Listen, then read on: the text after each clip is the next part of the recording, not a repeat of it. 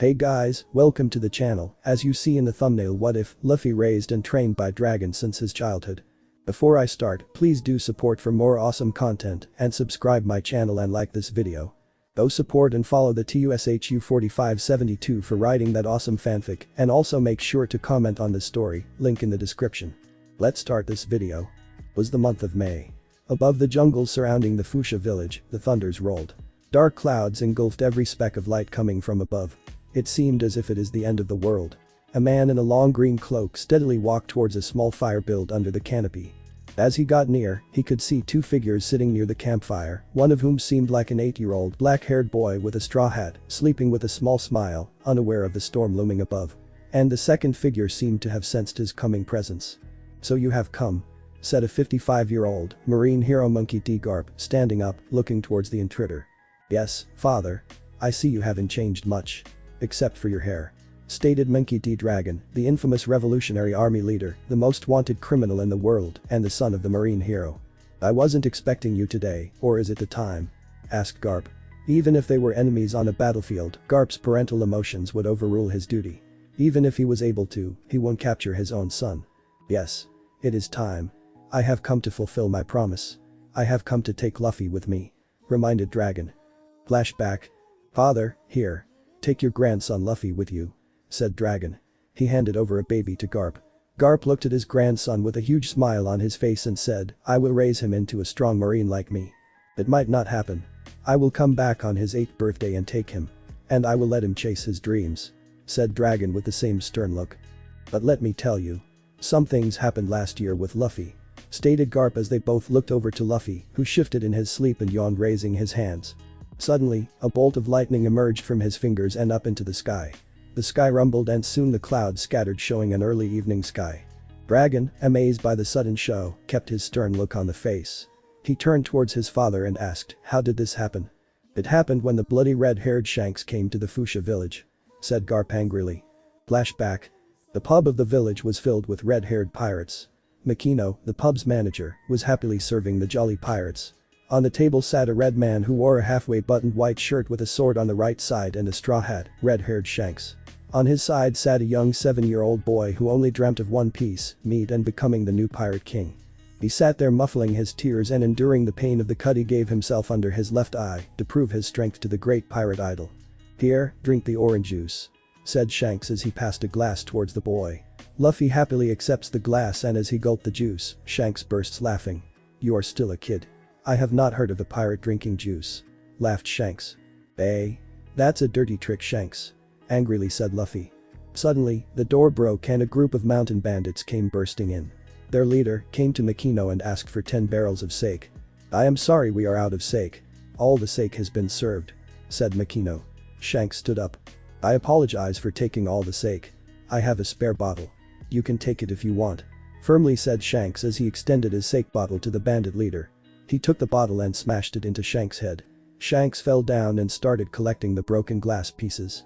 "Great floors and glasses everywhere," mumbled Shanks. As Makino came running to help Shanks, the bandit unsheathed his sword and broke the table, saying, "You like to clean. Now keep cleaning the mess." With that he turned and left the pub with his men. As he left, to Luffy's amazement, the red-haired pirates looks at Shanks and everybody including him starts laughing. "He got you, Captain," laughed Usopp. Unable to see his idol in this state, Luffy got angry and yelled, "What's so funny, and why didn't you guys fight back?" The bar got silent. "Luffy, he just broke a bottle and spilled some sake. Not everything is to be resolved by fighting," stated Shanks looking in Luffy's eyes. "Humph," said Luffy and turned his back. On the corner of the table he saw a small strange dot. In curiosity and frustration, Luffy opened the box and found a round light blue fruit with bolt-shaped design on it. Luffy starts eating it only to find it was bitter, but still he kept going. "What are you doing, Luffy? Eating out of frustration?" asked Shanks as he looked towards Luffy. "Shut up and let me eat, Shanks," said Luffy. Shanks noticed the and suddenly realized that the contents were gone. "Luffy, what are you eating?" asked Shanks as he started to piss off. Luffy looked towards Shanks and showed him a half-eaten fruit in his hands. "Don't tell me you ate what was there in the," said Shanks as he grabbed Luffy from his legs and starts yanking him. "Yes, I ate from the what about it?" asked Luffy as he was getting angry. Immediately, he felt some vibration going through his legs and suddenly with a small bang on his legs, Shanks left him and he came face first on the floor. "What the hell, Shanks? Why did you bang me on the floor?" yelled Luffy, and he turned his head to look at Shanks only to see an odd sight. Shanks' hair were standing straight up with a stunned look on his face. Luffy tilted his head on the side and looked confused. "What you ate was Goro Goro no Mi, rumble rumble, a Loja-type devil fruit. These fruits gives a person inhuman power, but make them unable to swim in water. You became a Thunder Man," hazily said Shanks as he slowly came to his senses. "Nani?" yelled Luffy. Dragon looked at his son with amusement and laughed. His son is showing characteristics common in the D's. This woke Luffy up as he sat rubbing his eyes and looked at a new appearance. "Who are you?" Luffy asked sleepily. "Dad, Otu-san," said Dragon. "Dad? Who's dad?" asked Luffy as he stood up. "Your dad, of course," said Garp. "And you are coming with me." said Dragon. "Nani?" yelled Luffy. Luffy rubbed his eyes as he woke up in the middle of the desert. Hunger and thirst was taking toll on him as he stated, walking with his tongue out, with one hand on his iconic straw hat and other hand on grumbling stomach. It had been 2 weeks since he bid farewell to his father and Revolutionary Army to go out on his own adventure as a pirate. He wished to go back to Fusha village in East Blue, from where he wanted to mark his life as a pirate. Even at a young age of 19, he became an indispensable person for Revolutionary Army. With his unique ability of devil fruit, hockey and harsh training from his father, he had unofficially become number 2 in the army, with the world government placing a bounty of 400 million birria on his head. But his father, remembering the dream his son carried, let him go with a log post to Alabasta and start his own new life as a pirate. Slowly walking through the endless evening desert, he could see huge walls of the Alabasta kingdom. Hope finally started rising in the Straw Hat's heart, and he quickened his steps towards the towering kingdom. But as he neared the walls, his hockey sensed tension in the air. At first, he thought that his eyes are playing tricks with him. He saw a banana-headed crocodile coming towards him. Delirious in hunger, his mouth started watering as he walked towards it. As he neared, he could see a white cloaked figure on top of it. He thought as if some angel has come down to serve him food. "Meshi, Meshi, food," he cried. "Who are you?" the person on the crocodile asked. Luffy could see a woman with a cowboy hat and long white fur coat with a purple top underneath, standing on top of the crocodile, which looked like a carrier. She was beautiful with a mature look on her face. Luffy now really thought that his guardian angel has come to his rescue. Damn, his hunger. "Meshi," said Luffy. "I ask who you are," the woman said firmly. She could not tell who he was. His face and body was covered with a brown cloak, and his eyes were shadowed by a somewhat familiar straw hat. The man slowly came near her crocodile and bit it on the banana head. Nico Robin alias Miss All Sunday got into her stance, crossing her hands near her to activate her powers and catch the man. Acho Fleur. 4 arms sprouted from on the crocodile and caught the Luffy. When he saw that, he looked up to see the angel again and Raging Step disappeared from there and was standing in front of Miss All Sunday, holding both of her hands straight. She got perplexed and saw the eyes of the man standing in front of her. Oh, the eyes, the black eyes seemed to pull her to him, giving her butterflies in the stomach. Even in the insecure situation, a sense of security was slowly washing over her heart. "Who are you?" asked Luffy. "Miss All Sunday. That's an odd name, isn't it?" "And no. Who are you?" said All Sunday, slowly keeping her cool. "Raging Step." And he disappeared again. She looked around but couldn't find a trace of him. "I think I have to inform Crocodile," thought Miss All Sunday as she advanced towards her headquarters. Luffy entered a tavern just outside the city and removed his cloak. He was wearing black coat and pants with a red shirt open halfway his with a loose black tie and hanging outside his trousers. He relaxed himself a sat and ordered a water and a tub load of meat. As he was devouring the meat, his mind was still thinking about the angel he met. This All Sunday. Or Nico Robin as it was often discussed in Revolutionary Army. So she is working under Sir Crocodile, huh? A Shichibukai. Interesting. A smile came on his face thinking about the future. "What did you say?" Sir Crocodile slammed the desk. Miss All Sunday was facing him, keeping a straight face. "I said that I saw a straw hat wearing man wandering in the desert," she said. "Shit. Not now. If he is the one I think he is," cried Crocodile, pushing his hair back with his right hand. Never did Miss All Sunday saw the Shichibukai this scared. And she was quite amused. Mr. One came in with a tan man wearing a brown cloak and a lot of jewelry. "We have the Alabasta King, sir," said One. "Good. Finally. But Mr. One, I have one more assignment for you. Please find a man wearing a straw hat and bring him in. If you cannot, please finish him off. Even take an army unit if you want to," said Crocodile as he advanced towards the king. With that, they left. As the king, Miss All Sunday and Sir Crocodile were walking towards the hidden chambers, the king noticed a perplexed look on Crocodile's face. "Are you feeling scared, Crocodile?" asked King. "No, I'm not. I am Sir Crocodile, a Shichibukai," said Crocodile, trying to mask his fear but failing miserably. Luffy was simply walking down the street as he could see a battle between the Royal Army and Alabasta Rebellion, with the spies of Crocodile's Baroque works working on both sides. And he was paying no mind to it. "I think I just have to find the Shichibukai to end this," he thought. Mr. One was searching for this certain person in the straw hat with his small unit when he saw an identical man in the middle of the battle, simply walking paying no mind to the battle. How can a person not scared with battle exist, he thought while moving towards the straw hat guy. As he was moving forward, he saw a tall tan man with a kanji tattoo on his, looking at him with an intent to fight. As Luffy was only interested in finding Crocodile, he paid him no mind and kept moving. As the tan guy came running toward him, he just dodged and activated his Conqueror's Haki, covering the whole battlefield with a wave. And suddenly all the soldiers fell on the ground unconsciously. As his eyes became blur, Mr. One saw the straw hat guy kept moving forward and he fell on the ground. As Nico Robin read through the Pone glyph and failing Crocodile and delivering Pluton, an ancient weapon, he didn't think twice before hitting her. Thud. "You are useless to me. You both are. Miss Robin, your services are no longer needed," said Shichibukai as he opened the poison hook on his left hand. She just managed the attack but got bruised by it. Suddenly, a bolt of lightning fell from the roof and a man with a straw hat appeared in place of it. "You shouldn't treat your friends like that," heard Robin as she was slowly becoming unconscious. "How did you get here, Straw Hat Luffy of the Revolutionary Army?" asked a perplexed Shichibukai. His presence in front of Luffy looked like a bucket in front of an ocean. "I was looking for you and I got here. And I am no longer from Revolutionary Army, Shichibukai Crocodile," said Luffy. The king and Robin, even on the verge of losing consciousness, couldn't believe their eyes. "I have heard about you. You destroyed islands and battleships with like there were nothing. Even if there are no photos of you available, the rumors of your straw hat and lightning have spread all around the world." Luffy was paying him no mind. He saw a dazed Robin sitting behind Crocodile slowly trying to regain consciousness and walk towards her. He removed his coat and placed it on Robin. "Are you alright?" asked Luffy. Nico Robin looked towards Luffy and the weird feeling returned when she saw his eyes. Slowly lifting her head, she managed to nod. "But," Luffy whispered. Luffy stood up and removed his hat and gave it to Robin and smiled, "I'll be back in a minute." He then looked at Crocodile and said, "I have to stop you. You went too far. Armament Haki hardening. Thor rifle." In an instant, Luffy's black lightning was through the crocodiles. Nobody in the room was able to comprehend what just happened. Luffy slowly removed his hand out of dead crocodiles and set him down. He looked at Robin and smiled. He then picked both Robin and King and bolted out of there. A huge feast was planned in the royal palace. The king himself invited Luffy to grace the occasion. Luffy took no time in accepting as the thought about meat and feast came in his mind. Whereas, Nico Robin had disappeared from the hospital. Luffy enjoyed the feast and asked favor to drop him on Fusha village from the king, which he gladly accepted. A special ship, which is always reserved for the king himself, was prepared to let the Straw Hat Man travel to East Blue. It was early evening when Luffy boarded on the ship for Fusha Island. His thoughts lingered on the events occurred in Alabasta and what's going to happen next. As he entered his room, he saw a girl in her mid-20s wearing a white shirt and blue pants reading on the table.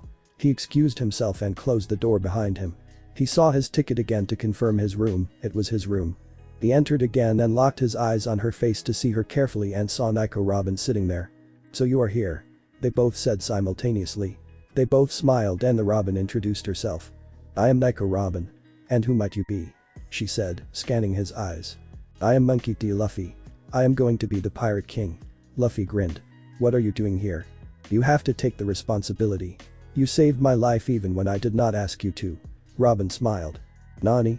Even though it was the first time he was alone in the room with a woman, he had pretty good idea what all could happen. His father had given him the bird and the bees talk. He also knew a little about the behavior of a woman watching the lady officers in the Revolutionary Army. He tried to throw those little ill thoughts out but found it hard. So he tried acting like a gentleman. He slowly moved from the door and walked towards the bed. He sat there quietly and observed Robin sitting and reading quietly. She often looked towards him and whenever she did, he would stiffen a bit. After some time, Robin tried to start a talk. "Luffy, how old you are?" 19, and you?" "I am 22 years old." "Why did you join Crocodile?" It was Robin's turn to stiffen, but she thought of speaking the truth. "I wanted to know about the Pone glyph hidden under the Alabasta," she said.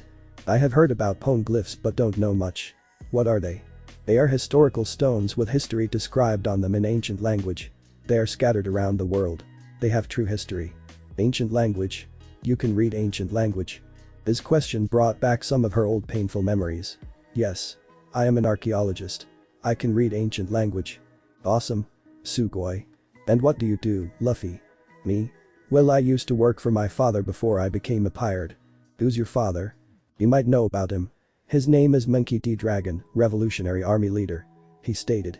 Hearing Dragon's name gave Robin goosebumps, but she tried to keep a poker face. Dragon. The Dragon. The most wanted criminal in the world is his father. She thought. And even the thought gave her a scare. I have heard of him. He is quite an infamous man. And how did you work for him? I was the chief of staff of the Revolutionary Army. He simply said. Chief of staff? How strong is he? I want to ask you one thing, Luffy. What did you do to Crocodile? Robin asked. Didn't you see? Well, it was too fast. Oh. I ate Goro Goro no Mi devil fruit. I gives me the powers of the Raijin, Japanese thunder god. I also use Haki. What is Haki? Luffy scratched his head and said, I don't know. It gives me power to sense and overpower enemies. But the best part is even Loja type user can be hit by it. So when you attacked Crocodile, his body acted like that of normal person. You can say that. Again the silence surrounded both of them.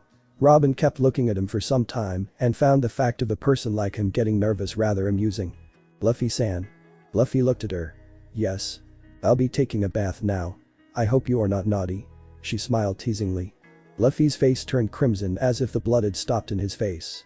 But still he managed to reply, no. I am fine. You can go ahead. Robin smiled and turned towards the bathroom. Large bathtub, golden taps, decorated walls, the bathroom sure had a royal touch to it. She checked the water and sat in the tub after removing her clothes. Somehow, she felt herself at peace. All her years after the destruction of her homeland O'Hara were miserable. After labeled with a bounty of 79 million beery at the age of 8, her life became hell. He couldn't stay at a place for a long time.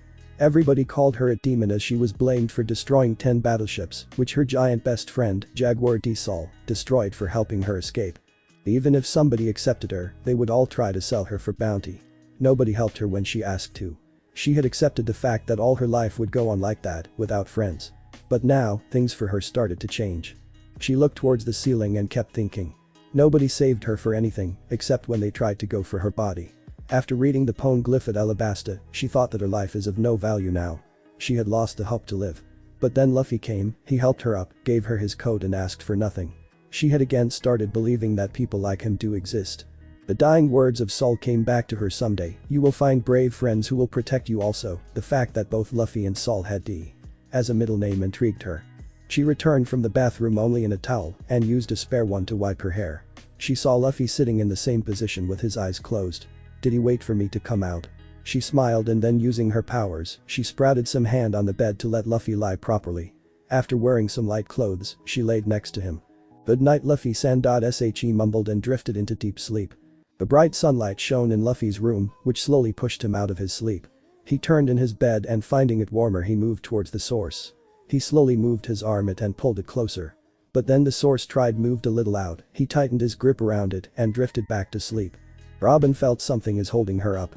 She opened her eyes only to see Luffy has drifted towards her in his sleep. She moved a little only to have his grip tightening. His face was just under her neck with his arms around her waist. But somehow she did not want to move Luffy away and put her arm around his head.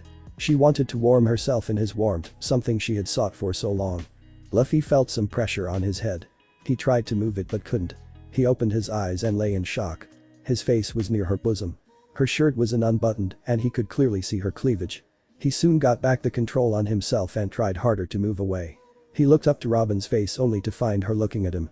Luffy shouted as he had himself out of the bed and on the floor, with the table lamp falling on his head. Are you alright? Robin shouted as she ran out to him. He was holding the lamp in his hands as he got up. As his eyes met hers, the lamp suddenly lighted up. Robin giggled. Nothing happened last night if you are thinking about that, Luffy-san. Robin said reassuring Luffy. She found his level of innocence quite amusing. Let's go get breakfast, said Luffy. Both got ready and left the room towards the restaurant. Luffy acted like a gentleman. He pulled Robin's chair for her to sit and then went to his own seat across her. He also ordered less than he usually used to eat. As they got over with it, Robin asked Luffy-san what next after visiting Fusha village, hoping he would let her stay with him if he decided to settle. After the visit, I will begin my journey to become Pirate King. And Robin, I want to ask you something. Luffy said. What is it? Robin asked curiously. Will you come with me? Luffy asked sincerely. Robin heart elated. Never in her life anybody gave her importance and now felt that for him, her presence is indispensable. Till the end, Luffy-san, till the end. As the ship anchored at the Fusha village port, old memories starting flooding Luffy's mind. He and Robin starting walking through the village. Villagers turned their heads towards the young couple which was passing by. Most of the young men starting swooning over Robin's beauty, to which she paid no mind and kept a straight face. Some of the elder villagers were intrigued by Luffy, searching their heads where they have seen them. As the doors of the pub opened, Makino looked up. Generally, very few people turned up in her pub early in the morning. She saw a couple standing at the doorway with a big familiar grin on the boy's face. She was looking questionably at him when she saw a familiar straw hat sitting on the boy's head. Her eyes widened and tears started falling from her eyes. Luffy? Her voice fumbled. Hey Makino. How's it going? Luffy said. With sweetness and a flick of excitement in his voice. Luffy? She hurried towards him and embraced him with a tight hug. Robin looked at Luffy with a warm smile. Where did you go? Huh? Where did you suddenly go? We had prepared for your 8th birthday party and then Garp-san came and told us that you were gone. He didn't even tell where. Makino said, her voice cracking and tears flooding her eyes. Relax, Makino. I had gone to my father. I'll be going soon again, but I'm here now. Luffy said, returning his hug to Makino. Going? Going where? And who is this young lady with you? Asked Makino, looking at Robin. She is my nakama, my first mate Nico Robin. And I'm going to the Grand Line to find One Piece. Said Luffy. Makino looked back at Luffy and then ran out of the pub. Luffy and Robin turned towards her with a surprised look. Oi. Oi. Luffy has come back. Luffy has come back with a friend. Shouted Makino as people started gathering around the pub. How can they forget Luffy? He was like a hope to them, filling their lives with excitement and happiness. When he went, the village almost seemed to stop. Boy minute. How are you? Said Luffy to the people around him. They all gave him a warm smile. Robin looked at Luffy in awe. He has come back to the village almost after 10 years and still they are talking like he had never left. She saw an old hat popping in the crowd walking towards them. The crowd cleared making way for the village mayor who walked up to Luffy. How are you, Asen? Grinned Luffy. I'm good Luffy. And who is this gorgeous woman? Asked mayor and received a deadly glare from Makino. Oh yes I remember. Makino. Can I have 2 glasses of sake? Asked Luffy. Makino nodded and went back to the pub, bringing a bottle of sake with 2 glasses. Luffy poured a little in both glasses and handed one to Robin which she happily accepted. Let me toast. Said Luffy. This day will mark my return to Fusha village and beginning of my adventures as a pirate. From today onwards, we will be called Straw Hat Pirates. He cheered and both drank their share of sake. Pirates. Lady, do you accept it willingly or is Luffy forcing you? Asked a villager to Robin. I accepted the offer willingly and I will follow my captain-san anywhere. She declared to the crowd. You're very lucky Luffy-kun. Makino smiled deviously to Robin. A light blush crept the face of Robin but kept her straight face. Next day was big day for Luffy. He was going to begin his adventures with his nakama. Last night was great as Makino threw a feast at the pub on return of Luffy. Now he is getting ready at the guest house he and Robin got in his best outfit to mark his adventure. Shit. Why is this tie not knotting properly? He shouted as he kept tying a knot but failing. Robin who was waiting for Luffy at the dinner table heard him shouting. Curiously, she made her way towards the bathroom where Luffy was trying hard to tie a knot. What happened Captain? Luffy-san. She said, deciding that when alone, she will address him as Luffy. I am tired of tying this knot, but it is not happening. Said Luffy with a pout face. Let me help you Luffy-san. Said Robin as she walked towards her crush. She extends her hands to hold the tie and pull him a little closer. As she is tying the knot, Luffy kept looking in her eyes. Robin felt him looking at her, and a blush came on her face with her eyes shimmering with happiness. Luffy-san. Take a look she said. Luffy looked in the mirror and grinned. Yes. That is what I wanted. Arigato, Robin. Said Luffy jumping and then giving Robin a small hug. An even darker blush came to her face. Okay. Let's eat and go. Said Luffy as he went out. 2 hours later, it was time for the Straw Hat Pirates to leave and begin their journey. Earlier, Luffy had taken Robin to nearby forest and dug under a large tree, revealing 2 big bags of gold. He took them both out and carried them back. This is my personal savings. I used to collect it for today with Grandpa's pocket money when I was a kid. He said to Robin as she smiled. The mayor had presented them with a small ship, enough for 4 persons. Luffy kept both the bags in the ship. I'm Makino. He shouted as he and Robin boarded the ship. "Take care, Luffy," she said with tears in her eyes. As they started moving towards the next island, Robin came to stand near Luffy, who was breathing the fresh sea breeze on the deck. "Our Luffy-san," she said, taking his attention, "now that we have gold, we should also buy a new bigger and durable ship." "Yes, Robin. I was also thinking about the same thing. We will look for one when we reach a big town." As the day drew to the end, Luffy felt the pang of hunger rising in his stomach, but having no idea how to operate a kitchen, he approached his cabin where he saw Robin sitting on the lower bunker bed, reading a book. "Boy, Robin. I don't know how to cook, so I think I should hit his line," cut up by loud growl of his stomach. Robin looked at him with concern. "I can cook some soup if you want," she said, hoping to spend some more time with him and might help him from his hunger pang. "Boy, thank you. You are a lifesaver," said Luffy, with an expression of relief and happiness on his face. After spending some time in the kitchen, Robin managed to cook 3 bowls worth of tomato soup, 1 for her and 2 for her captain, knowing he still won't be satisfied. She saw Luffy's eyes sparkling with a drool coming from his mouth, waiting for her to bring in the food. After thanking Robin for the meal, Luffy went back to sleep on the bed near her. As he quickly drifted into sleep, Robin couldn't stop to take glances at her young captain's sleeping face. His innocent face was warming, loving that feeling she couldn't help but chuckle. "Robin." She froze, figuring that her chuckle was too loud and Luffy had woken up. But as she looked up, she smiled seeing that Luffy was still asleep and dreaming about her. Meat. She quickly covered her mouth to control her giggle and made a mental note to buy some meat and some cooking books when they approached the next town. It was a bright afternoon. The Straw Hat Pirates were having an amazing day. Luffy had caught a sea king while fishing and to the amazement to Robin, killing it just with his finger. After chopping it in small pieces, he brought it in the kitchen to roast. "Luffy-san, do you know how to cook it?" Robin asked her captain curiously. "Yeah. I learned it when I used to stay in jungle." "Jungle?" "Yes, the one where I picked up the gold, remember? When I turned 5, my grandpa used to throw me into jungles giving me nothing, and I used to keep roaming for weeks, finding my food myself." Who would do that to a 5-year-old? "My grandfather wanted to grow me into a strong marine," Luffy stated as he turned the meat on the stove, adding some salt he picked up from the Fusha village. After the piece was cooked, he passed it to Robin, who placed it in her plate and took a small bite and finding it completely cooked. "Not bad. Not bad at all. His survival methods are well developed," thought Robin. After eating their share of food, Luffy and Robin found themselves sitting on the chairs on the deck. Robin kept reading a book, Rainbow Mist, and Luffy sleeping, hiding his face with his straw hat. Suddenly, to Robin's surprise, Luffy sat up, looking in one direction and see with nothing in view. "What happened, Captain San?" "Robin. Turn the ship towards that direction," Luffy said, firmly pointing towards a direction. Curious though, Robin didn't dare question him.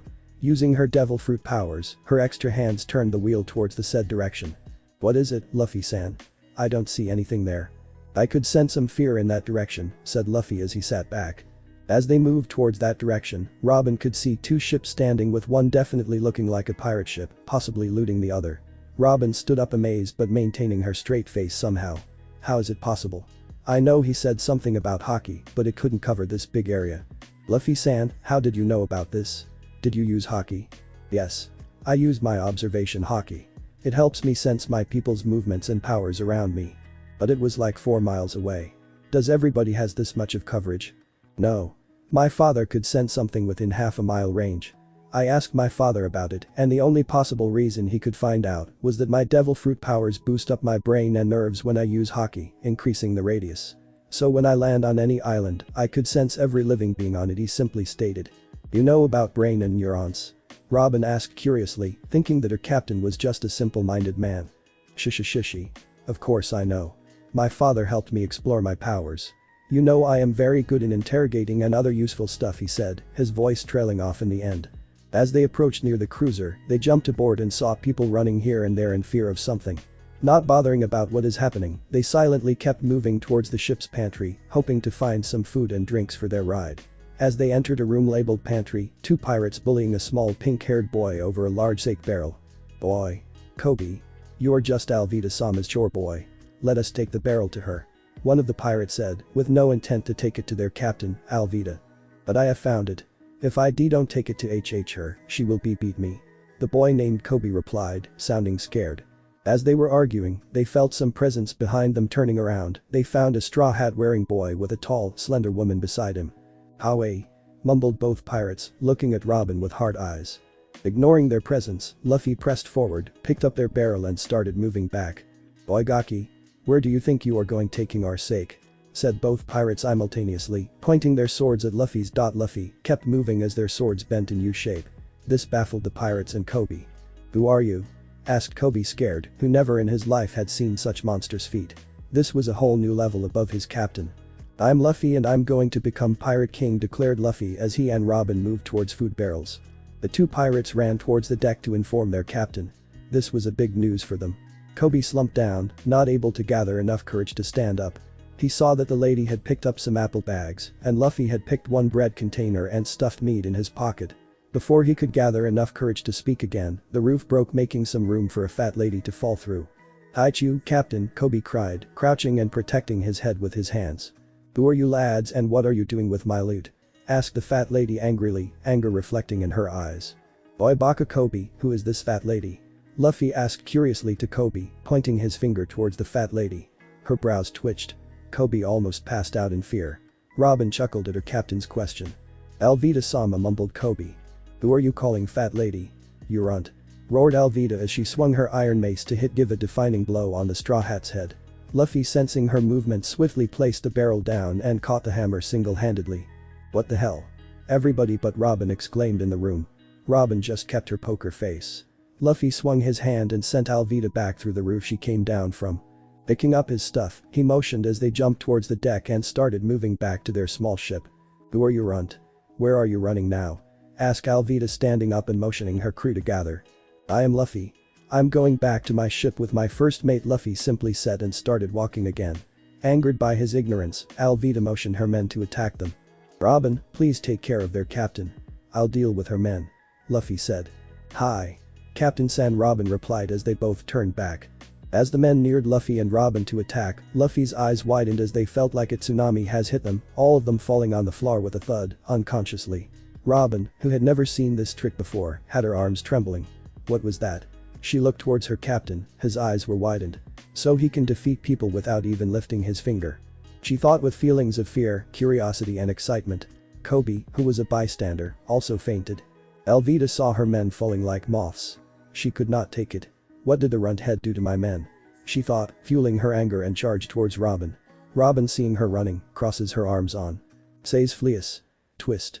And 4 arms sprout near Alvida, 2 grabs her feet stopping her and other 2 holding her shoulders, twisting her Alvida's upper body. Clutch. 2 more arms sprout holding Alvida's chin as Robin pulled her head back and breaking her neck. "Ah!" cried Alvida as her neck broke and flip. Robin picked her up and threw Alvida's unconscious body in sea. Luffy was impressed by how Robin handled her opponent. He placed his stuff down and stretched a bit. "What is it, Captain San?" asked Robin, looking curiously at her crush. "I am charged up a bit now. I don't think that fat lady will need her ship," said Luffy as he pointed towards Alvida's pirate ship with his hand in claw shape. A wild glow appeared in the center of his hand which spread entire hand, emitting chirping sounds. Robin could see sparks coming out of his hand. "Thor." Suddenly, a beam of electricity emerged, annihilating Alvida's ship in 2 seconds. Robin could only see some ash and golden liquid floating on the water, which she presumed was molten gold. "How much voltage was that?" asked Robin. "Around 100, Luffy said without looking at her. "Just 100? asked Robin, confused. "Not just 100, Robin. Sorry. I meant 100 million. "Isn't that too much?" Robin asked, surprised by his answer. "I can easily emit more. 10 times more," Luffy simply stated. No wonder he is known for destroying islands, thought Robin, slowly learning her captain's abilities. They came back to their ship and placed the stuff. Luffy turned back and again jumped back on the cruiser. To Robin's surprise, he brought back sleeping Koby back with him. "What is it, Captain San?" "He is a coward, but he has a clean heart. We will drop him off at the nearby island." Robin smiled at her captain's nature, and her respect for him rose multifold. She used her powers and turned the ship back to their previous route, and they continued their journey towards their next adventure. It was a bright, sunny afternoon. Robin, sitting on her chair, looked up from her book to glance at her shirtless captain, fishing using a rod and whistling a random tune. She bit her lower lip, seeing his chiseled broad back glistening with sweat. She extended her hand and almost touched his bare back, then suddenly realized what she was doing and withdrew her hand. From the corner of her eye, she saw Koby coming out of the cabin with a bucket in his hand and placing it near Luffy. He was slowly starting to relax around them and even helping around on the ship. "The pink hair, San, what were you doing on Alvida's ship?" asked Robin, looking curiously at Koby. Nothing Robin-san, I was just a simple cabin boy. But how come a baka like you ended up with her? Luffy asked, still focusing on his catch. Koby lowered his head in shame. I was just fishing one day that suddenly Alvida's ship attacked me. She ordered me to work for her if I wanted my life spared. Shishi. You really are a baka. Luffy laughed loudly, banging his knee with his hand. I hate pirates, I wanted to become a strong marine and eliminate the pirate like Alvida. Shouted Koby, angered. But now my life is ruined and I won't be able to join now that I have a history as a pirate, said Koby with a teary eye. Giving up so easily, aren't you? Luffy said, jumping back to his feet. It's alright, nothing is ruined. I know you will become a great marine. Luffy said with his trademark grin. His contagious smile somehow gave a glint of hope to the pink-haired boy. Robin smiled, watching the turn of events. I see we are arriving at an island, Luffy said with a whoop, nodding to Robin, and jumped towards the cabin to wash himself. Koby jumped around to see an island but couldn't see any, wondering what Luffy had mentioned. After half an hour, a large island became visible which seemed to have a marine base on it. Anchoring the ship on the pier, 3 of them jumped off board and started walking towards the town. Suddenly, Luffy stopped in his tracks. Robin turned around and saw a grim look in her captain's face. Something is not right, mumbled Luffy to Robin as he hid his eyes behind his hat and started moving again. Where are we, Robin? Asked Luffy, stuffing a large piece of meat in his mouth, almost swallowing it whole.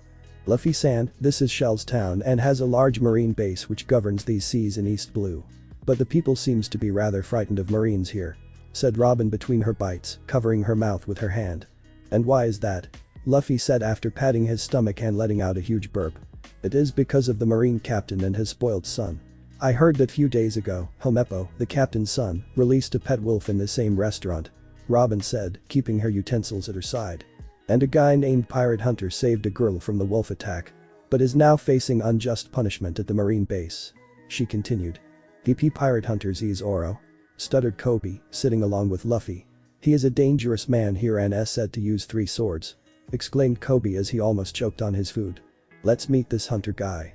He sounds interesting, said Luffy, jumping up, with excitement visible in his eyes like a small boy getting his favorite toy.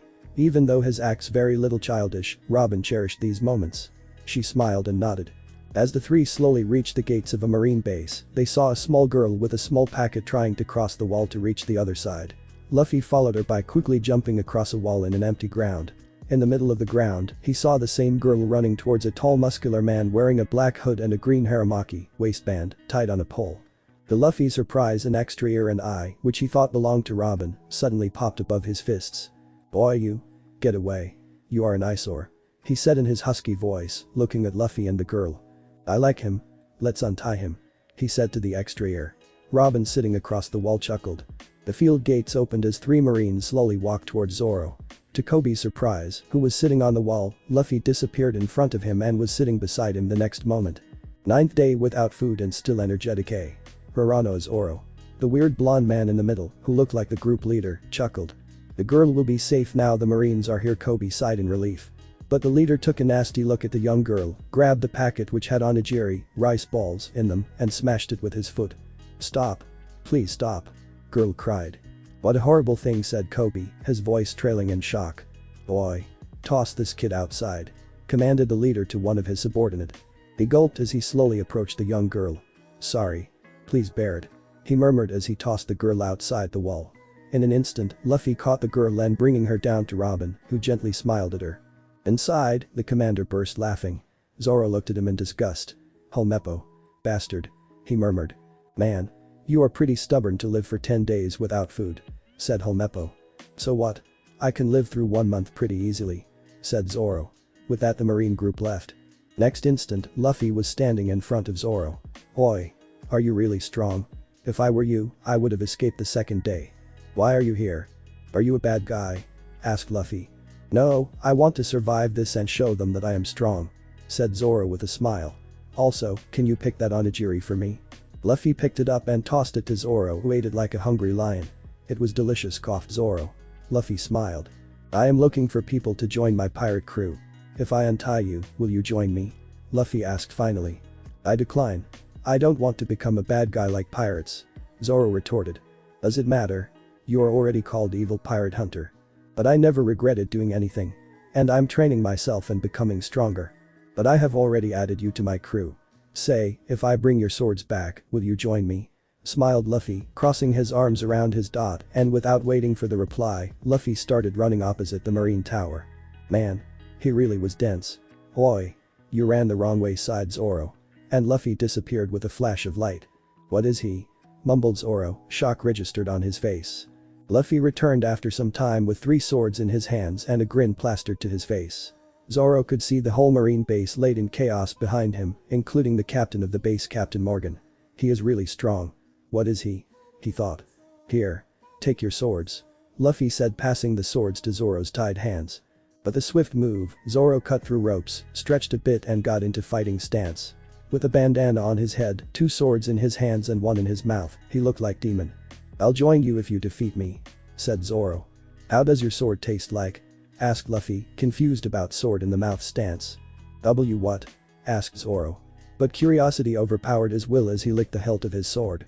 Le bleu, said Zoro, spitting the awful taste and regretting his decision. Luffy laughed heartily, rolling on the ground. Hearing him, Robin closed her book and jumped across the wall to meet her captain. Standing up, Luffy got into stance and… Berkiri. An electric sword appeared in his hand, much to Zoro's surprise. Man, you are a baka. I will fight you if you want, said Luffy. Santoryu. Onigiri. With that, the green-haired swordsman charged towards Luffy, trying to cut him diagonally and horizontally. But was easily stopped by Luffy's sword, which attacked at the point where they actually met. You are good, exclaimed Luffy. But the world is big. With that, Luffy disappeared in front of his eyes and was standing casually with a dark-haired woman. I can fight you with my hands in my pocket. If you can attack me, I will let you have my bounty, said Luffy, with hands in his pockets. How much is your bounty? Asked the famed pirate hunter of East Blue. Last time I checked it was 400, said Luffy. Robin chuckled. 400? You mean 400,000? That's nothing. Spat Zoro. Sorry. I meant to say 400 million, said the 19-year-old boy. Zoro froze in shock. This guy is not ordinary.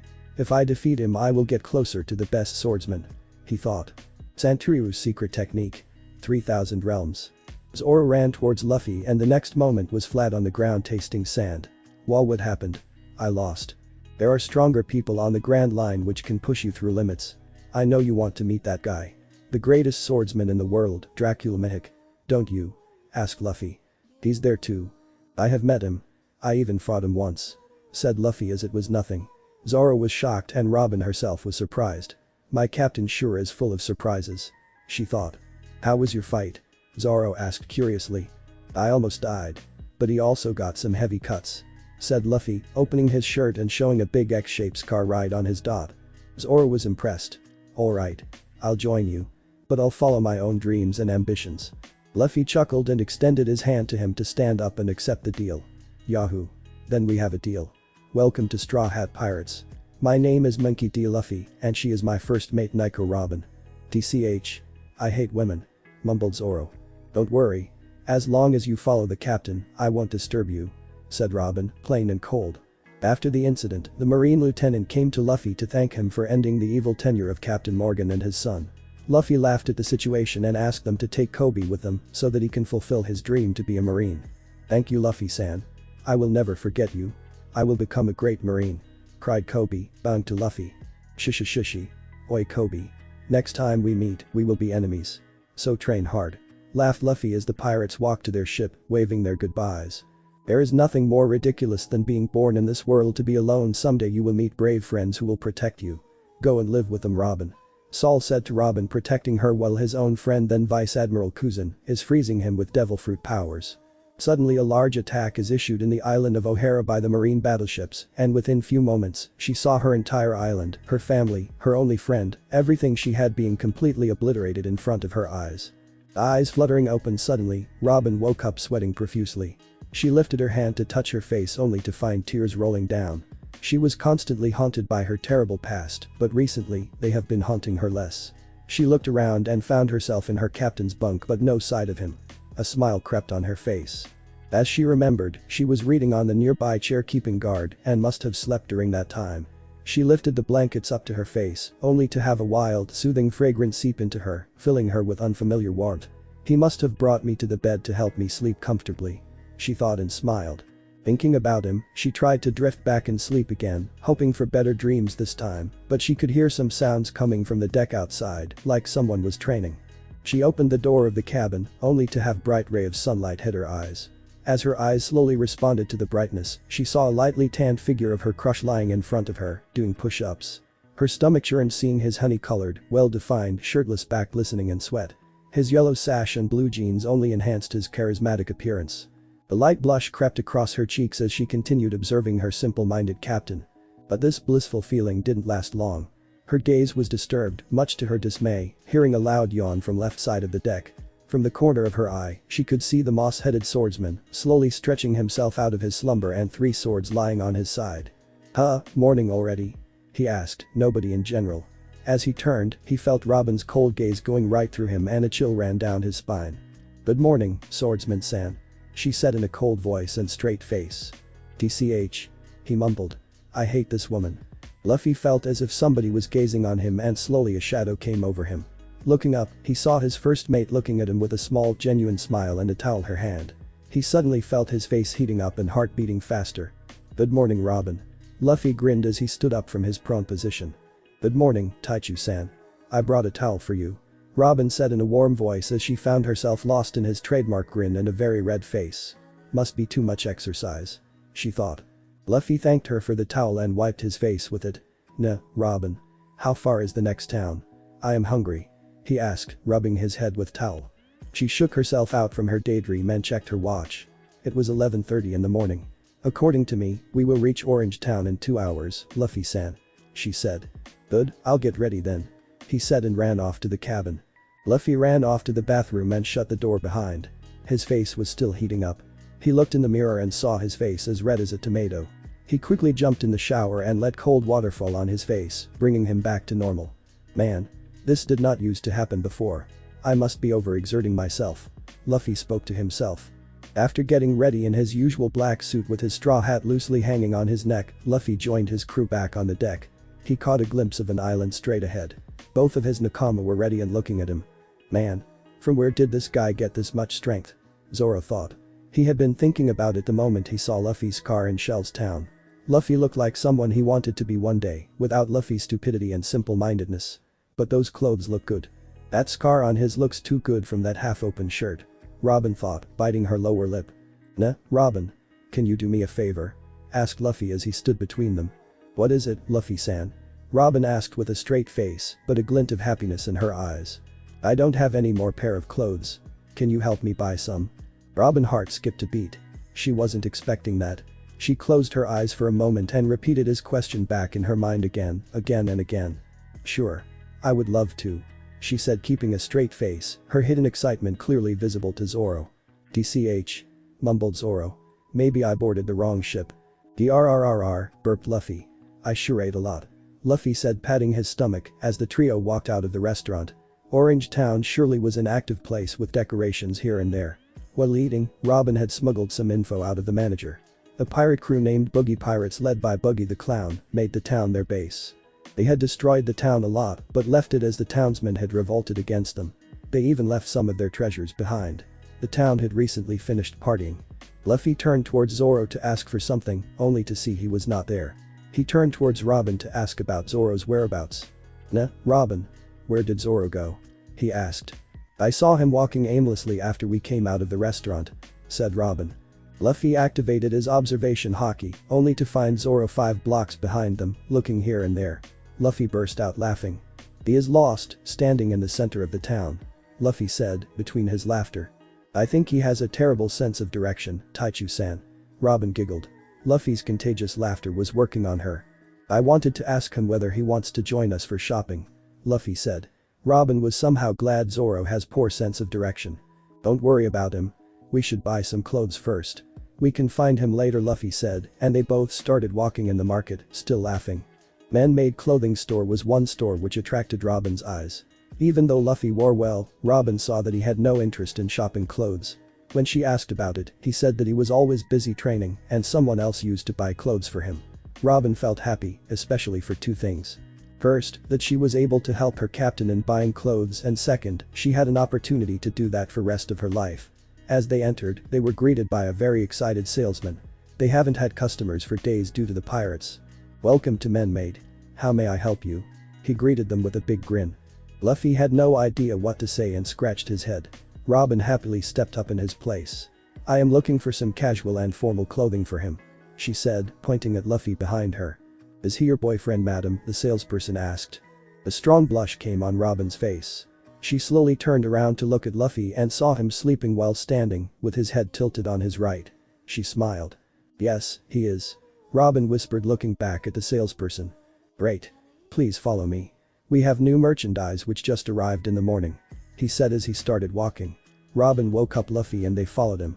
The salesperson led them to an air-conditioned casual clothing room. Robin scanned through the room, looking for male apparel which suits Luffy in her eye. After some time, she found some targets and led Luffy along with her. Luffy-san. What is your favorite color? Asked Robin, looking through a rack of shirts. Red. I like red. She smiled and set back to her task, looking for something which he may actually wear comfortably and will be durable in their profession. Plus it should suit with his iconic straw hat. Finally she found a thin long-sleeve red cardigan with buttons. She gave it to him and nodded in acceptance. She then started looking for a pair of jeans. Luffy-san, please go into the changing room and try these clothes, Robin said as she handed a pair of jeans to Luffy. Robin. Can't we just take them and leave? Luffy whined, trying to finish the task as soon as possible. No can do, Luffy-san. I want to see how you look in them, she said, successfully hiding her excitement. Luffy grunted and walked to the changing room. If you needed any help in there, you can call me Luffy-san, she said with a giggle as she heard him groaning in the room. As soon as she asked, the changing room's door opened and her eyes opened as wide as possible and a blush came on her face. Luffy's unbuttoned cardigan showed his scarred, defined and abs clearly. The sleeves hung just between his forearms. He had folded the jeans up to his knees, which surprisingly fit well with his usual sandals. His straw hat atop his short messy hair and scar on his face completed the whole package, giving him wild, untamed look. Robin checked him out up and down to completely register his image in her head. This has turned out better than I expected. Even though he does not know how to buy clothes, he does know how to wear them, she thought, congratulating herself. So, how's it, Robin? Luffy asked, bringing Robin back to the world. You look amazing, Taichu-san. Good, can we go now, Robin? Please be patient, Taichu-san. We have just started, Robin said with a grin as she set to her task again. As the time passed, Luffy had tried out 3 casual red t-shirts and 1 white with purple stripes, which was Robin's favorite color, along with 3 jeans. The salesperson had brought in 2 black suits after consulting with Robin. Robin then chose a red and a white shirts to be worn with the suits. As Luffy already had black tie, Robin bought a red and purple tie. On Luffy's request, she chose 1 white t-shirt with dark green track lower and a dark green suit with white shirt. That would be 700,000 biri, said the salesperson as he counted through the items. Luffy was about to take out his wallet to pay but was signaled by Robin not to. He saw that she leaned a bit ahead toward salesperson and spoke to him in a rather flowery and intimidating voice. Won't we get some discount off them?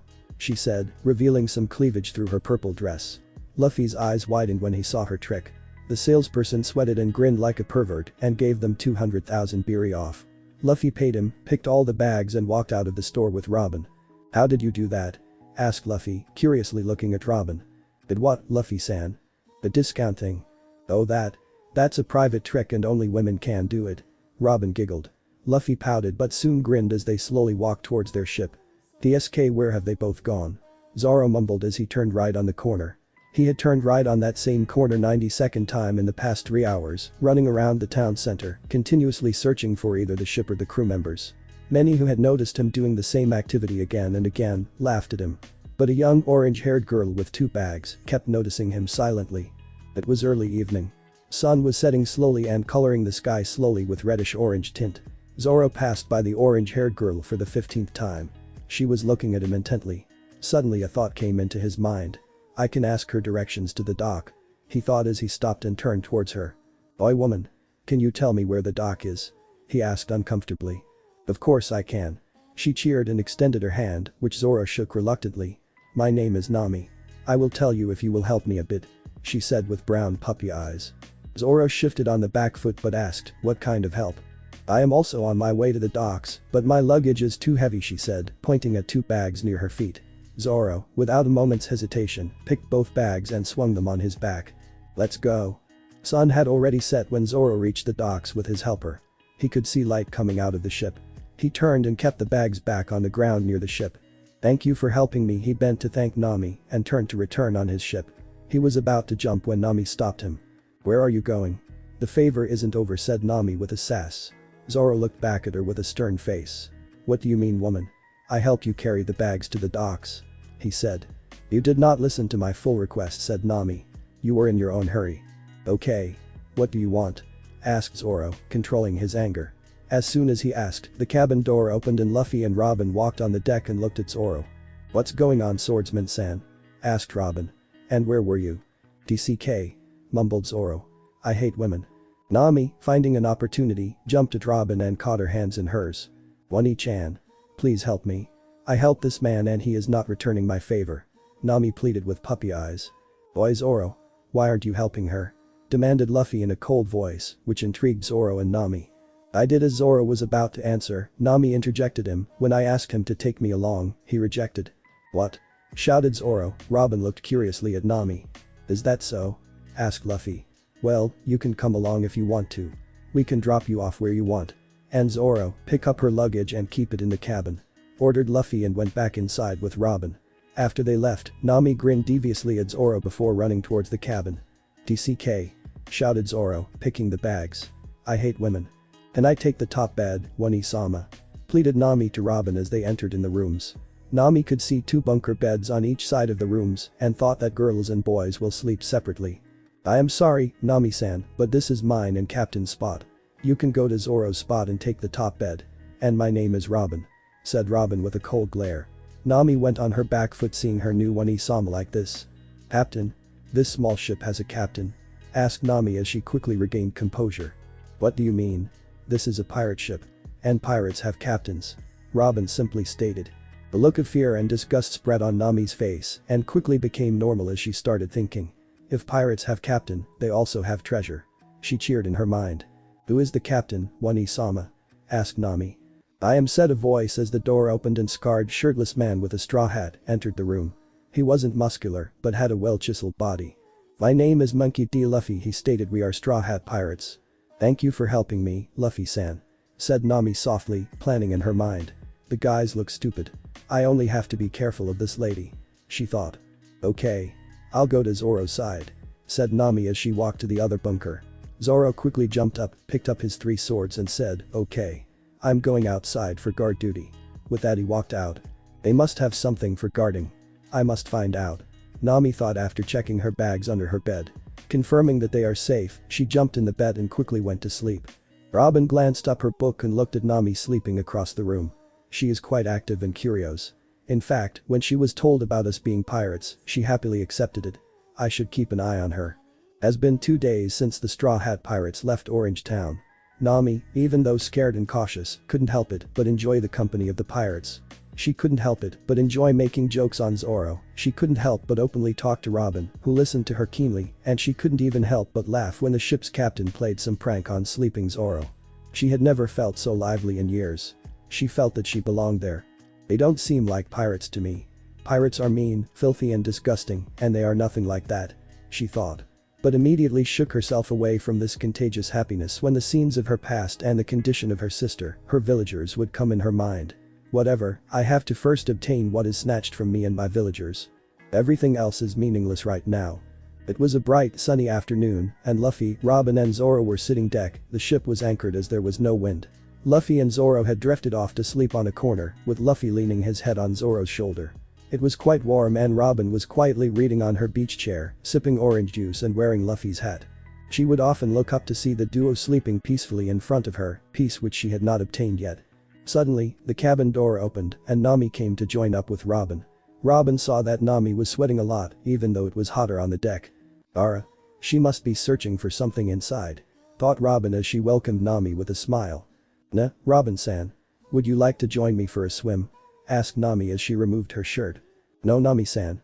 I don't know how to swim," Robin replied with a straight face. She had hidden the fact that she and Luffy were devil fruit users. "DFFFT. Haha. You are a pirate and you don't know how to swim," laughed Nami. "Don't worry, Robin-san, I can teach you how to swim." "Thank you, Nami-san.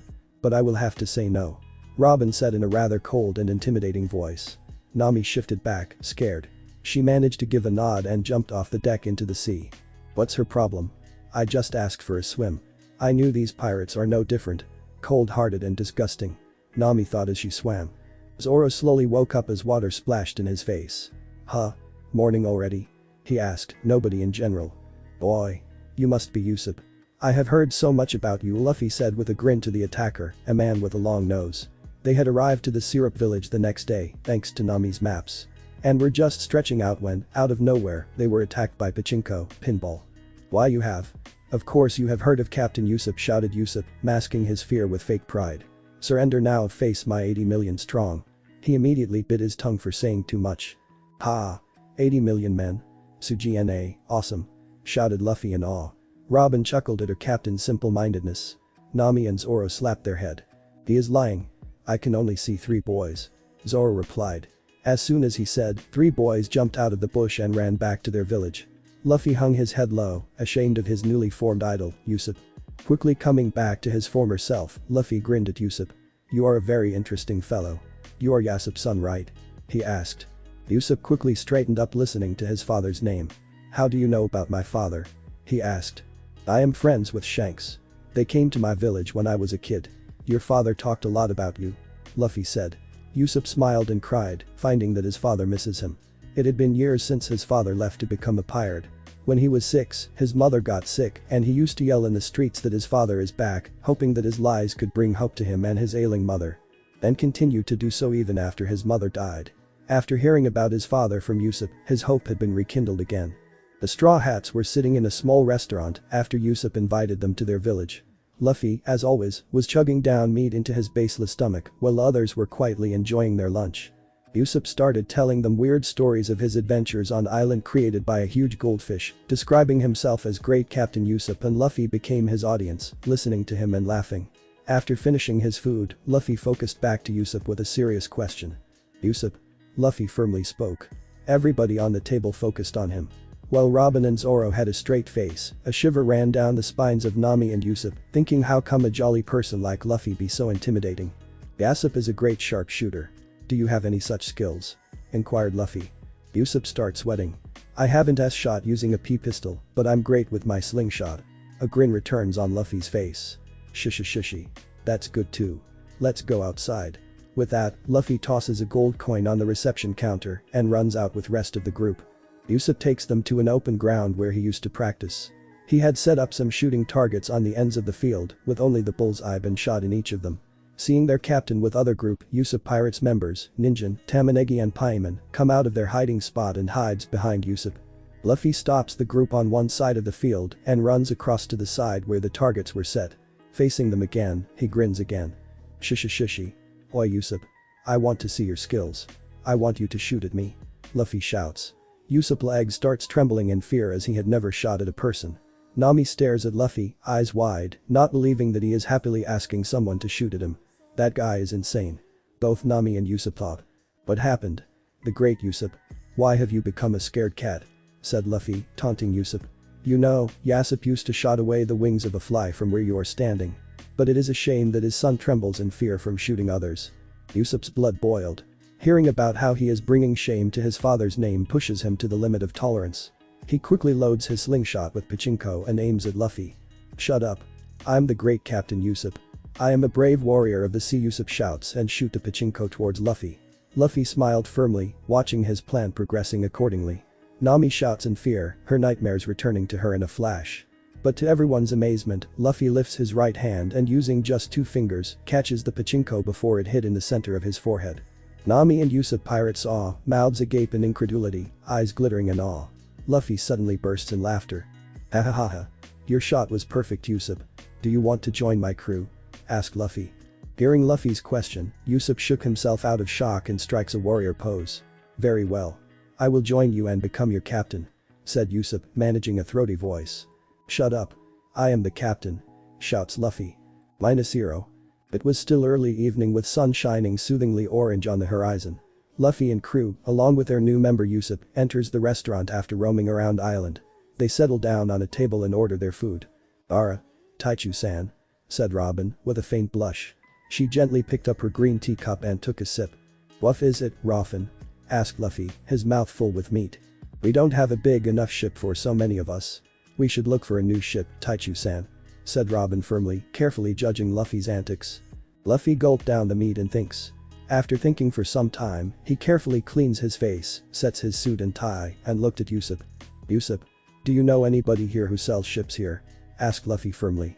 For some reason, a light pink color spreads across Usopp's long nose. Why yes, Luffy.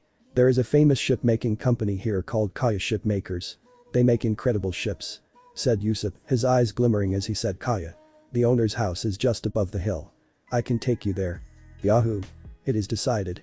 We will go there to buy a ship, shouted Luffy, and he started chomping on meat again. Usopp told his new crew the story about the shipmaker's owner Kaya and her caretaker as they moved towards her mansion. Apart from Luffy, who's not able to understand what Usopp is saying, everybody else understood that Kaya is a young girl and her parents had left all the fortune to her. But her health is deteriorating as she is rather sensitive after her parents' death and often worries herself to sickness. Her caretaker, Clahater, ran the company in her place until his true motives of taking over the company came out. He tied up with Black Cat pirates who helps him in destroying the new ship's customers buy. This has brought a huge loss over the company. Long-nose-kun. Robin amusingly addressed Usopp, you seem to know a lot about this company. It's a common story in the village and Across the Gecko Island. Usopp fluttered as a blush came on his face. NW, who are you calling long nose? That's not all, Ni-chan. Young Paimon told Robin, Usopp Taichu is a very good friend of Kaya Ni-chan. When she gets sick, he goes to her and tell her amazing stories to cheer her up. Boy. Shut up Paimon. Shouted Usopp as he punched Paimon on his head. Everyone giggled. When they reached the gates, they saw a huge mansion behind. A security guard comes to Luffy to ask their purpose of visit, and to everyone's surprise, he answered him in polite and formal way. As they entered the mansion, a tall, formally dressed man comes to them. He had white fleece-like hair and also had two horns sticking out. Hello, sir. My name is Mary. I'm the chief designer of Kaya Shipmakers. How may I help you? Said Mary as he extended his hand to Luffy. Luffy shook his hand firmly and then pointed towards Mary's horns. Are those real? He asked, stifling his laughter. Everybody in the crew had the same question in their mind but scared to ask. Why yes, sir. They are real. He said in a controlled voice. Awesome. I like it. Luffy grinned. He looks towards Robin and nods his head, asking her to take the charge now as his representative, as we know he is in business deals. Robin gets the idea and asked Mary firmly and in a business-like tone, my captain is looking for a new ship for his crew and he has heard a lot about you. You have come to the right place. Said Mary, we have few ships in the shipyard. If you have some specifications, please let me know. Luffy grinned and nodded to Robin. We would like to see those ships first, said Robin. Very well. Please follow me. And Usopp? Said Mary, Kaya-sama is looking for you. Usopp nods and runs up the stairs towards Kaya's office. The rest of the crew follows Mary to the shipyard. Tsuji-na, awesome. Shouted Luffy as he and his crew inspected the ship with a sheep figurehead with Mary in the shipyard. This is my first ever designed ship going Mary. And I made it by my own. I made it for Kaya-sama's family, but then I made other additions after her parents died. This is my dream ship. Said Mary proudly. It is a Caravel-class ship with top-of-the-line specifications. There is a huge lounge there, which will also serve as a meeting room, kitchen and bar. The steering pole is also situated in the lounge. The men's room is located below the deck of the ship, said Mary as he took them under the deck. The men's room was spacious and with 5 hammocks and some furniture placed neatly across the room. After looking up they came back up. The storage room is built under the kitchen for easy access of food supply. Continued Mary. Luffy grinned hearing the words easy and food supply. You can access the cannon deck and anchor room from the storage room. Are there cannons in this ship? Asked Luffy jumping, barely containing his excitement. Of course. There are 4 cannons located across the cannon deck. Stated Mary, his voice coated with pride. Sugoi. Shouted Luffy and hugging Robin. A strong blush came on Robin's face. Zoro chuckled. Also, the women's room is located above the lounge, said Mary as they climbed the stairs and entered women's quarters. It was as big as men's room but had womanly touch to it. Instead of hammocks, 4 single beds were placed there. I designed this room keeping Kaya-sama's needs and personality in mind. There is bathroom located next to all 3 living quarters. Mary said. 3? But you only showed us 2 living quarters. Inquired Robin. Oh. I saved the best for the last. Said Mary as they went out of women's quarters and stood outside the door next to it. Welcome to the captain's quarters. Said Mary as he opened the door. The room was as spacious as every quarters, but a king-size bed highlighted the room. The furniture across the bed reflected the status and importance of the room. Luffy's eyes widened seeing his own personal room. It strengthened his hope to find the greatest treasure, One Piece. The ship was worth the future pirate king. I will take it, he said, nodding to Robin with a smile plastered across his face. He then leaned towards Robin and mumbled something in her ear. Robin, first surprised by Luffy's sudden action, nodded to Luffy with a firm smile. We will take it. How much do you want? Robin asked turning to Mary. This ship is worth 100 million berries, including all the accessories and labor price, he said. Well then, Mary-san, I have a proposal for you. Haha, Kaya laughed, listening to Usopp, who was telling her how he defeated a giant on an island full of volcanoes. You can't be serious. Haha. I am not lying, Kaya.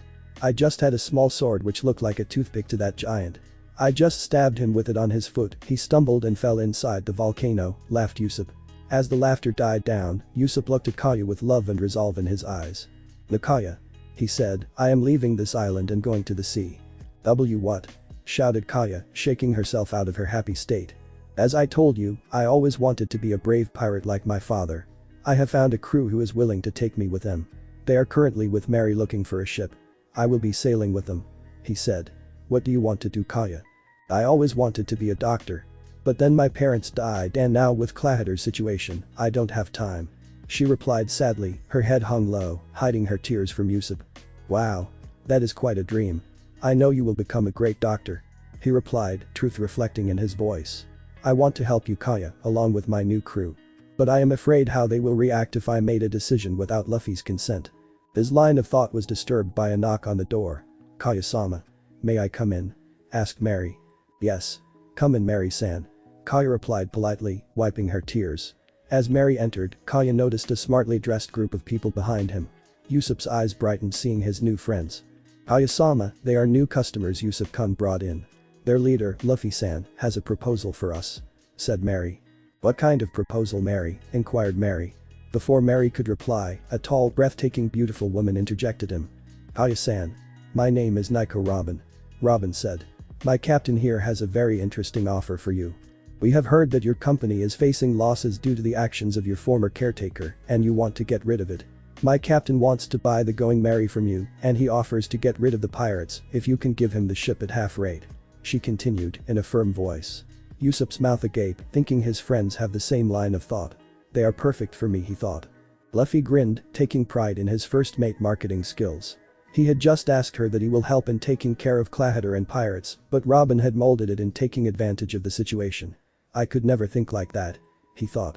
Aya thought about it for a moment. She personally wanted to finish that problem herself, but didn't have any choice since Clahider was not budging from his actions. She looked at Robin and the group behind her and they looked honest and promising. Very well. I accept your offer. I am willing to sell the Going Merry for 50 million berries if you can get rid of this problem as soon as possible, she decided. Robin smiled, thinking that her plan was successful. Arigato, Kaya-san. We will bring in the money tomorrow morning and take the ship. We will make sure you do not regret your decision, she said firmly and took the exit with her crew. The crew came to north side slope of island where Kaya and Mary were waiting for them with the ship. Nami was in shock when she saw Zoro handing Mary a bag of gold. The bag was 3 times bigger than the bag she had. I searched in the whole ship and couldn't find. Where were they hiding it? She thought. Here are 50 million berries as promised, said Zoro as he adjusted his new dark green suit similar to Luffy's, which he was liking a lot except for the tie. As you said that the black car pirates attack when a ship leaves this island, we will be meeting them soon and try to solve through the problem, he continued. The crew said their goodbyes and hopped up in the ship. Usopp slowly approached Kaya, who, seeing her best friend leave, was silently crying. Nah, Kaya. Don't cry. I will go around the world and when I come back I will tell you lots of new stories. I promise, he said, scratching his head with a fake smile, trying to hide his sadness. Kaya looked at him, wiping her tears. I promise too, Usopp-kun, when you return I will become a good doctor. I will be waiting for you. With that, she jumped at Usopp, giving him a tight hug. Usopp was stunned and a dark blush came on his face. He was happy that Kaya cared for him so much. He would become a brave warrior of the sea, he promised himself. I have to make Dad proud. I will come back, Kaya, he said, returning the hug. I have to make Kaya proud. Usopp sent you, Kaya Nichin shouted Paimon as the 3 former Usopp pirates ran towards the north side of the island. They were surveying the area around the south side slope for any intruders and on the horizon when they saw a ship with a cat skull Jolly Roger waving on the mast. Aya, Usopp and the other Straw Hats looked up at the slope where the three kids had halted for a breather. "Boy, you three.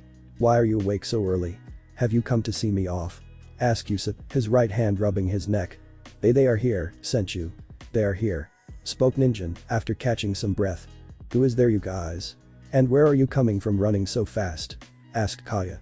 "The Black Cat Pirates are here, Kaya-ni," spoke Tamanegi. This had put them all on the qui vive. Kaya had started trembling a little. Usopp placed his hand on her shoulder to give her some confidence, but even his legs were trembling. "They are here. Good. Now we do not have to waste time to look for them," said Luffy, cracking his fingers. "Where did you see them?" he asked. "They are on the south side of the cliff, Luffy-san. Opposite side from here," spoke Paimon. "Alright. Minna, let's go and keep our side of the deal," ordered Luffy as he ran towards the south side. Robin and Zoro also tagged along their captain. Usopp stopped Kaya before she could tag along. "Kaya, I think you should stay here. It is unsafe there," said Usopp with concern. "But Usopp, I have to see the outcome of this battle. It is important to me," replied Kaya. Usopp took a deep sigh before he turned towards his three former crewmates. "Boy, you three. This is my last order before I go." Spoke Usopp but was interrupted by Ninjin. "But Senchu, you already gave your last order yesterday," he spoke. "No, this is my last order," urged Usopp. "You three will hide along with Kaya in the trees and protect her and watch me giving that Baka Clahater a beating of his life," said Usopp, his fists high above his head. All three kids had stars in their eyes as they had always dreamt to watch an original pirate fight. "Hi, Senchu," shouted the three. Kaya laughed a little as she turned and gave Usopp a smile. "Thanks Usopp," she said before she was dragged away by the Usopp pirates towards the south side cliff. As he saw them disappearing away, the shaky feelings in his knees returned in full force as he crashed down on them, taking deep breaths. "Calm down, Usopp. You are a brave warrior of the seas now. You can kick the ass of your enemies," mumbled Usopp to himself as he tried to calm his nerves. He suddenly stood up as he remembered that few among them were still standing behind him. "It is scary, right, Usopp?" spoke Nami when Usopp slowly cracked his neck towards her. "Good thing I am not one of you guys," she said. "Are you not one of the Straw Hats?" asked Usopp. "No.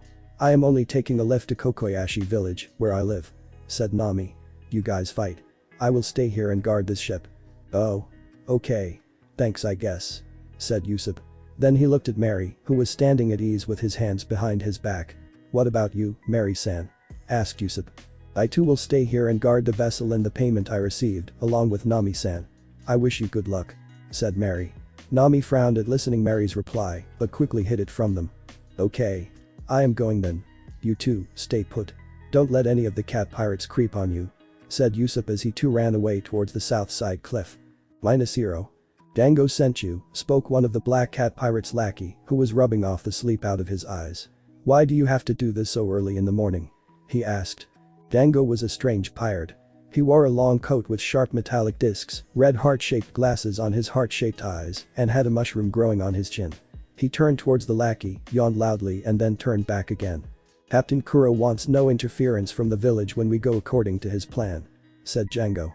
"You all will go and kill all the villagers silently first. I will go to Kaya's mansion, hypnotize her and make her sign all her property and wealth off to Captain Kuro, and then kill her. And then you can loot the village." "Hi, Django sent you," hailed the Black Cat Pirates, getting excited for killing and looting the village. "SHHH, not so loud," whispered Django. "And where the hell are the Niban brothers?" he asked. "They are sleeping, Django sent you," replied someone from within the group behind him. "Then somebody go and wake them up," ordered Django. All the lackeys took a step back. "We do not want to die," spoke one of them from within the group again. "Stupid," mumbled Django as he turned back to look at the slope of the cliff. "Then I hope you all are strong enough to handle the day," he said as he started scaling the slope with a moonwalk along with his crew. But they were forced to stop in the midway when they saw three figures emerging from the tree line ahead. The green-haired guy on the right was wearing a dark green suit with a matching tie and a white shirt. In the middle was shortest of the trio, wearing a black suit and red shirt of similar fashion, along with a straw hat. And the woman on the left had an all-purple cowgirl look with a purple corset and miniskirt and a white hat. "What is that guy doing? Walking backwards," said the one with the straw hat, pointing towards him. "He certainly is, Luffy," replied Zoro, tying the green bandana across his head. "What a weird guy. And all his crewmates have cat ears." added Zoro. You are right, swordsman-san, said Robin as she came in her attack pose. Boy, weird guy, shouted Luffy, are you Clahitter? Django did an about turn on his toes to face towards Luffy. Why do you ask? Django asked back. We have a deal with Kaya to take Clahitter and his crew out because it is bad for her business. Luffy replied back. Robin giggled a little at Luffy's simple-mindedness. Zoro, the Usopp pirates and Kaya, who were hiding in the trees, had a dumbfounded expression on their faces as they looked at Luffy. Is he stupid or what? They all thought. Oh well, we are Black Cat pirates. Our captain Kuroaka Clahitter is sleeping in the ship, replied Django. Oh, I see, said Luffy, banging his right fist in the left palm. Wait, I thought he was the caretaker. How come he is your captain? He faked his death and left the sea. And then he took the position of caretaker a few years ago in order to gain the wealth of that company. After all, he was known as Kuro of 1,000 plans. It was one of his best plans after all, spoke Django. Captain Kuro. That guy was one of the most notorious pirate in the East Blue, mumbled Ninjin with wide eyes. Kaya had again started shaking and crying. The others were now looking at Django now, carrying the same expression as before. Is he stupid too? He told the whole plan of Captain Kuro, they all thought. So who are you? Asked Luffy. I am Django, the hypnotist and vice captain of this ship, said Django, giving a small bow. Luffy's eyes sparkled hearing the word hypnotist. Hypnotist? Really? He said excitedly.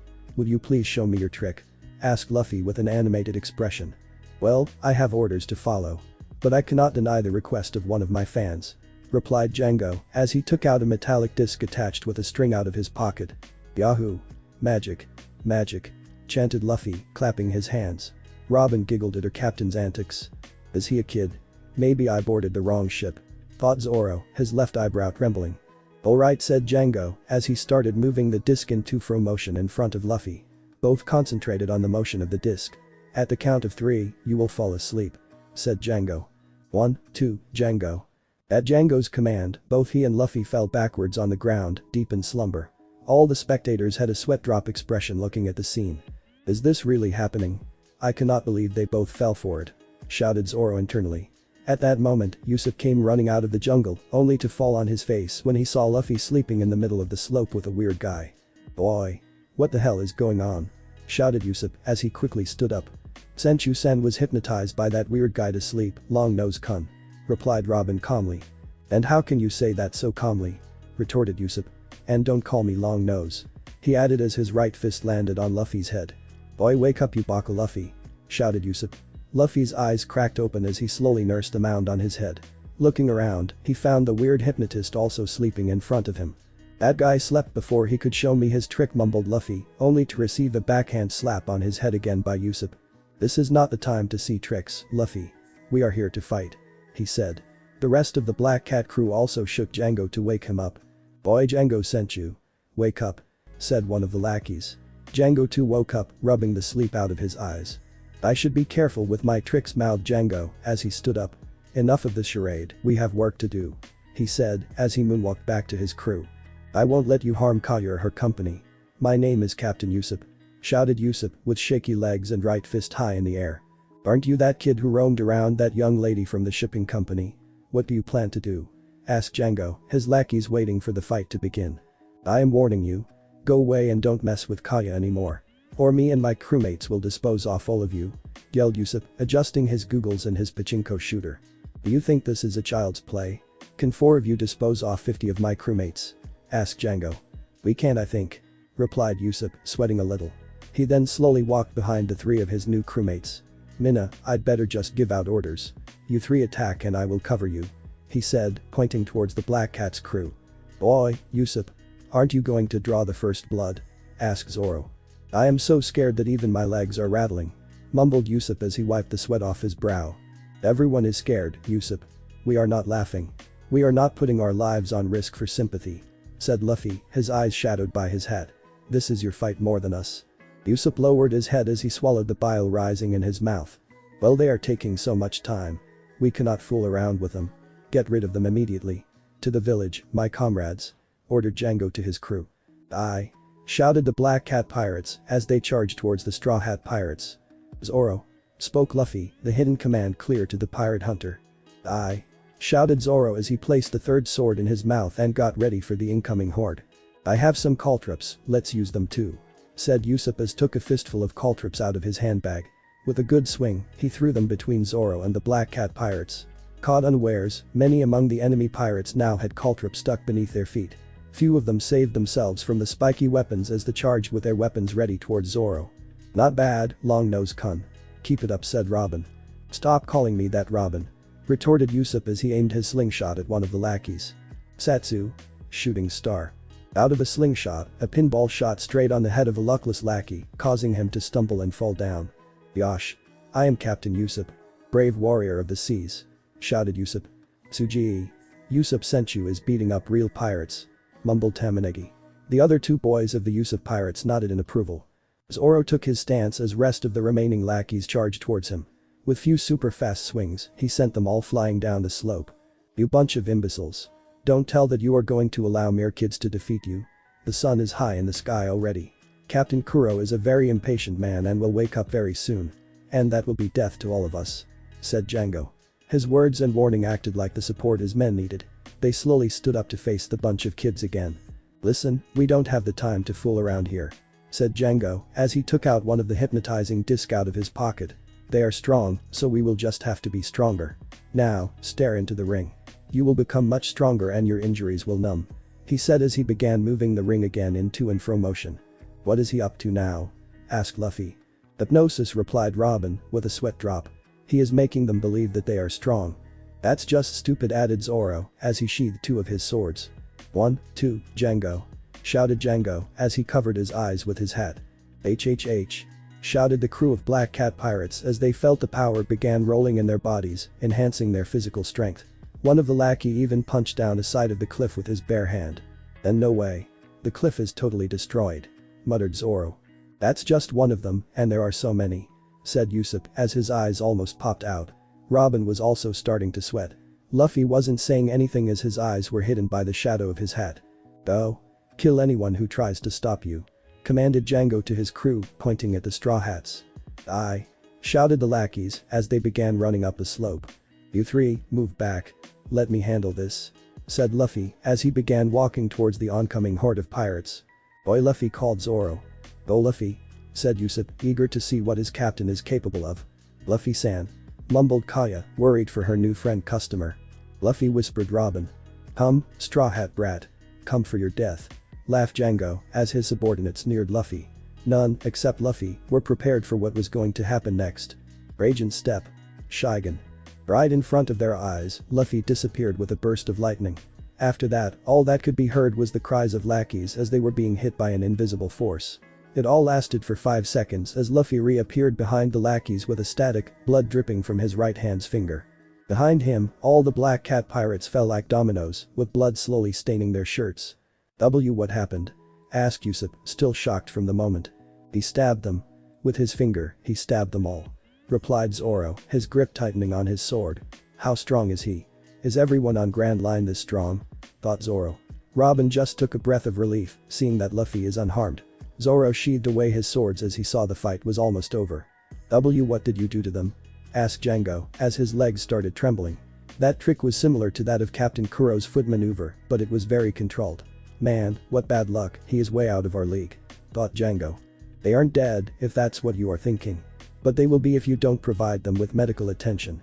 Replied Luffy, as he wiped away the blood with a handkerchief he took out from his pocket. So it will be better if you can tell me where your captain is. You really screwed us over. Now the plan's all messed up. If Captain Kuro sees this, even I would be dead. Said Django. What is going on here? Oi Buchi, come see this. Called someone from the deck of Black Cat Pirate's ship. At least we have our trump cards available, thought Django with a sigh of relief when he heard the voice from the deck. Nyaban brothers, come out. He called. From the deck, 2 figures jumped down. One of them was a green-haired skinny guy with normal height and hunched back. The other one resembled an huge overweight black and white cat. They both had big cat claws. Sham, Buchi, called Django respectively, someone's blocking our path and stopping us from passing the slope. Please deal with them. He said, pointing towards the Straw Hats. Are they the one who dealt with Rest? Asked Sham, hesitating a bit. They look strong. We are just here to guard the ship. You fight them, Django sent you. Added Buchi, trying to hide himself behind his hands and failing miserably. I thought they were you trump cards. Said Luffy, rubbing his neck. Zoro can handle them easily. Sham began trotting towards Zoro with a scared expression on his face. Suddenly he took the swordsman by surprise when he lashed out at with a homicidal smile and full vigor. Zoro dodged around the slash coming for his abdomen with a back roll, but ended up getting his two sheathed blades stolen by Sham. I am impressed you could dodge that after my scaredy cat act. Don't underestimate the Naiban brothers again. Spoke Sham as he liked his hand like a cat. Boy. Give me back my swords. Demanded Zoro as he took out his last blade from the scabbard. But you are already holding a blade in your hand. Said Sham as he held the two swords. They will only come in the way. He added as he threw the swords at ground far behind him. Zoro lunged swiftly towards the swords after he gave a quick sword slash at Sham's torso. Before he could reach the fallen swords, the skinny man managed to grab both his arms and pinned him on the ground. You're up, Buchi. Finish him. Shouted Sham. Buchi jumped high in the air, his right leg raised to pound Zoro's head on impact. Hat pounce. Before anyone among the Straw Hat made a move to save Zoro, the swordsman quickly rolled away to avoid getting crushed under the powerful move. Damn. He got away. Loathed Sham.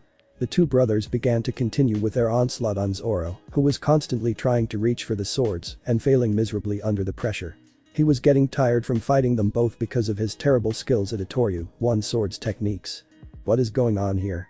Before they could overwhelm Zoro, the Naiban brothers froze as they heard the loud question asked behind their back. Django and the cat duo began to sweat slightly as they turned to face the battle-ready Captain Kuro, standing at the top of their ship's stern. He was a slim man with round glasses and slick black hair. He wore a standard black captain's coat with a black cat pirate symbol on the epaulets over his black suit and stripped shoes. The sun is high up in the sky, and you guys are still fighting at the base of the ship. Spoke Kuro as he slowly adjusted his round glasses with the palm of his hand. So the plan hasn't made any progress, has it? Asked Kuro, anger simmering in his voice. You I can explain. Kuro sent you. Stuttered Django. You told me the Usopp brat won't cause any trouble, but his crew is too strong. Is his crew too strong or have you all turned into weaklings in my absence? Retorted Kuro.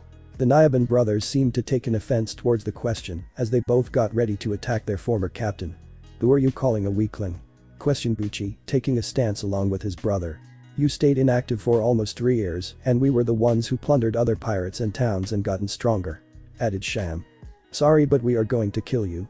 They both shouted as they jumped and slashed at Kuro with their claws, only to attack an afterimage. The actual Kuro appeared at the beach, his finger blades dripping with blood. He got behind us, murmured the brothers as they both fell in a heap behind Kuro, dead. I do feel a little sluggish. Said Kuro as he adjusted his glasses again with his palm.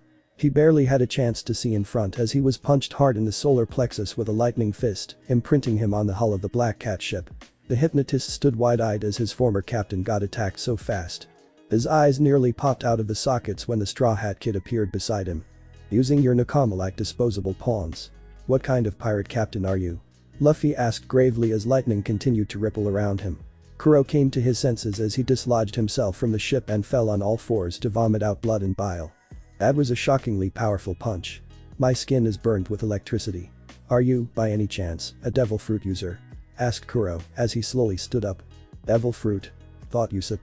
I ate Goro Goro no Mi and became a lightning human. Replied Luffy. To emphasize, his fist coated itself with more lighting, which started to glow and cackle. I heard that you were a notorious pirate captain of East Blue few years ago. Is this how you became notorious, by killing your own nakama, Captain Kuro? Asked Luffy. Stop calling me that. I thought of this plan to completely get rid of this name. Spat Kuro. I cannot handle creating plans for these dogs and running away from the marines and bounty hunters every day. My plan cannot fail. Kuro then disappeared as he ran towards Luffy to slash him with his blades. But, to everyone's surprise, his weapons passed right through the Straw Hat Captain without drawing a drop of blood. Kuro looked confused thinking about what happened when he felt blood gathering in his throat instead. He looked down to check any wounds on his body, only to find the lightning-covered hand lodged inside his through his back. You are not fit to be a pirate if having a name on the seas scares you, Kuro. Your will is not strong to hurt me. My ambitions are much greater and my will much stronger than yours. Said Luffy as he slowly took out his arm from Kuro. I cannot let you, who is willing to sacrifice his nakama for his own gain, live. Silence reigned on the slope as the former captain of the Black Cat Pirates fell to his death. The crackling on Luffy's hand died down to reveal a bloody hand and burned sleeve of his suit. Robin was the first to react as she ran to Luffy and started wiping the blood off his hand to look for any injury. It's not mine. mumbled Luffy, his hand shaking a bit. Robin had to strain her ears to hear that. Never had she seen him so defenseless. His eyes were that of a child who had committed a great offense. Giving him a small but reassuring smile, she placed his hand right above her heart. "You did what you thought was right, Luffy," spoke Robin soothingly. "Kuro went against everything you believed and started harming his own Nakama. Had Kuro became successful in his ambition, he would have killed even more of his Nakama. My aches a little," added Luffy. "That is because you feel responsible for your decision. Even if it personally hurts you, you know that it was for the betterment of your own Nakama. That is the responsibility of the captain," said Robin. "And as your Nakama, I will always respect your decision.